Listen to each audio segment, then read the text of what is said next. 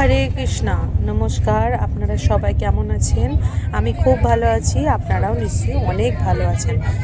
বিগত দিন ধরে আমি বারবার করে বলছিলাম যে আমি এক জায়গায় ঘুরতে যাব, কোথায় যাব, খুব ভালো ভালো ব্লগ আসবে, খুব ভালোভাবে আপনারা সেগুলো এনজয় করতে পারবেন। যদিও আমি অত এক্সপার্ট নই ভিডিও এডিটিংয়ে, তবু আমি আমার তরফ থেকে 100% চেষ্টা করব সুন্দর সুন্দর কিছু ভিডিও আপনাদের সামনে তুলে ধরার। আর একটা কথা, কোথায় যাচ্ছি এটা কিন্তু এখনও অবধি আপনারা কেউ আমাকে বলতে পারেননি। যদি বলতে পারেন তাহলে আমি তার নাম নিয়ে সেই কমেন্টটা আপনাদেরকে জানাবো।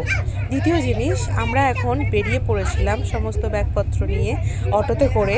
কোথায়? স্টেশনের উদ্দেশ্যে।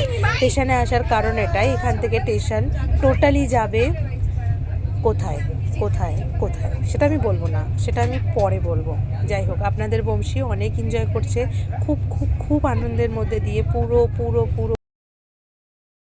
খুব আনন্দ করছে। আর সকলে বংশীকে অনেক ভালোবাসে, যার জন্য কি ও কখনো বোর হচ্ছে না। আর সেটা দেখে আমারও খুব ভালো লাগছে। বৈষ্ণবের আশীর্বাদ, বৈষ্ণবের ভালোবাসা, এটা পাওয়ার জন্য আমাদের অনেক অনেক ভাগ্যবান হওয়া উচিত। ভাগ্যবান ছাড়া বোধহয় এই জিনিসটা এত সহজে কেউই পায় না।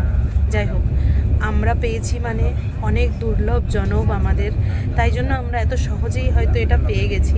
তবে হ্যাঁ, এটার মান রাখা আমাদের কর্তব্য। সমস্ত বৈষ্ণবদের চরণে শতকোটি দণ্ডবাদ কি আমার ছেলেকে এইভাবে আদর করে ভালোবেসে বড় করে তোলার জন্য। Thank you so much. Hare Krishna.